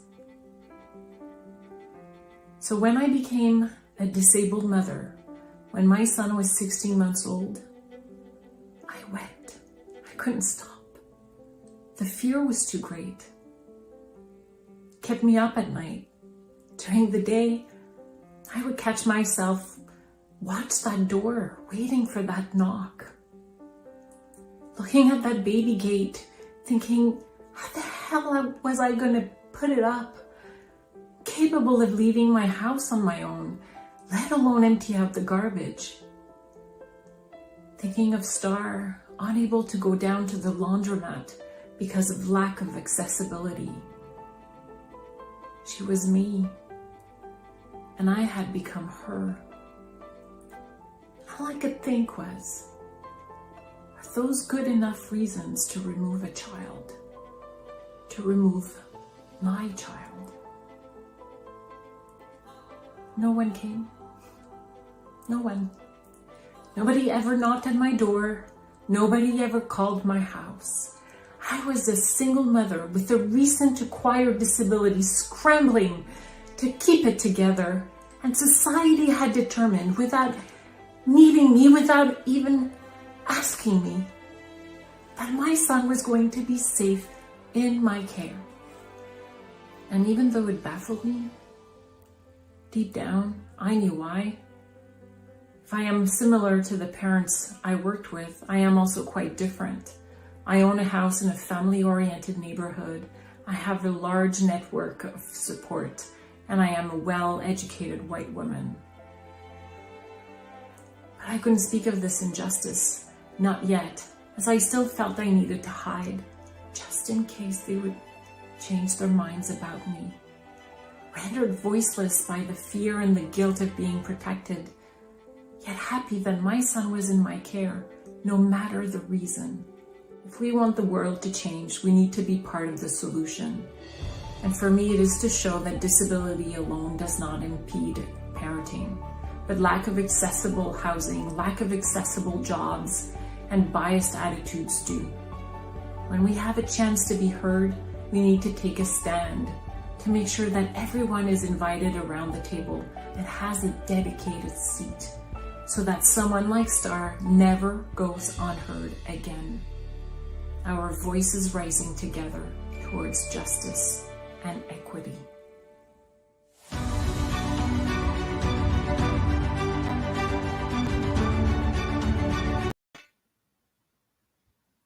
And so with that, I would like to invite my co-producers so that we could reflect on the evening. So Ingrid and Heather, if you are here, if Marco is here as well, would love to have you come on. So what did you think? Are we like powerful or what? Incredible. Incredible. examples, incredible representation of the strength and the power of our community. It's also Heather? about, it's also about the ability to be willing to share. You know, most people just take living life as normal. For us, there's so many barriers put in our way that don't need to be there, that we not only have to knock those down, move them out of the way, shout them away, but we also have to find that strength within to just live. And one of my most important things I keep telling myself is, if changing the world is not fun, why bother? I want to enjoy even the fight, even the feeling of being victimized. I want to find the joy within myself and the joy within all of us in our communities, because that is the power. They can't take our inner joy. They can do all sorts of stuff, but we are in control of that. And just the beauty of what I heard was so powerful. One thing we can say is that whatever our community does, we do it with style and creativity. As one of our speakers put it, we live in that realm. We have to pivot. We live in uncertainty. And while some people may see that as a limitation, it's really a strength that gives us and adds to our parenting. And I know during COVID, so many people lost their jobs. There was so much pain out there, what was happening in our countries. And yet, I always said, well, if you want to get some support, talk to the disability community. We live there. We live in that uncertainty. We live in that instant change. We adapt. We know how to manage. So talk to us. We can give you a lot of help to work through that. Absolutely. Yes. Well said. If there was one, sentence, what would it be that would sum up the night for you guys? Putting you on the spot. Well, we are the most growing group in the world. Our numbers keep increasing year by year. Right now in Canada, a quarter of the population of Canada has stated they have a disability. So our ranks are getting larger, and so there's no denying we exist. So we're just going to have to make room for us, because we're everywhere. We're in every profession. We're in every economic area. We are here. We have arrived. And that's a voting bloc, and that's power. So we have a lot to offer each other, but we have so much to offer the world. Yes. For me, if I could wrap it up in one sentence, it would be that we are no longer asking or seeking permission for our right to be at the table. We're taking our seats where we belong. And tonight is an example of that our community is rising up. We're amplifying our voices, and we are demanding our right, no longer requesting. Yes. And speaking of taking a seat, there is someone that has been doing everything in his power to make sure that, we all shine and take the spotlight. And I would like to welcome Dan, because without him, this night would not have been happening. And so Dan, thank you so much for doing all this hard work, pedaling under the water, and making us look good. So what did you think? Thank you. This was an amazing night. Honestly, learning about accessibility and seeing the stories, it creates empathy. And it's one of those things that really, touch me and move me. And it really gives me an opportunity to see that this community needs that voice to be amplified. And I'm so happy you're leading the cause here. You've been amazing with it. And I'm glad I got to hear all these stories. Thank you. Now, there are several exciting things happening for Speaker Slam. Do you want to share with us what those are? For sure. So if you don't know yet, we are a speaker development agency that helps speakers get their first paid speaking gig, and that begins with whether it's our emerging speakers program, where we help you define your message and your brand, or it's getting to the stage, competing in our competitions. We do have an online speaking competition happening right now on the theme of healing. But best of all, we have something really exciting happening. We're returning to the live stage August 16th, and I have a little bit of a video I want to play. This is the exclusive to Amplifying Voices. We'll be revealing it shortly, but I'm excited. I'm a drop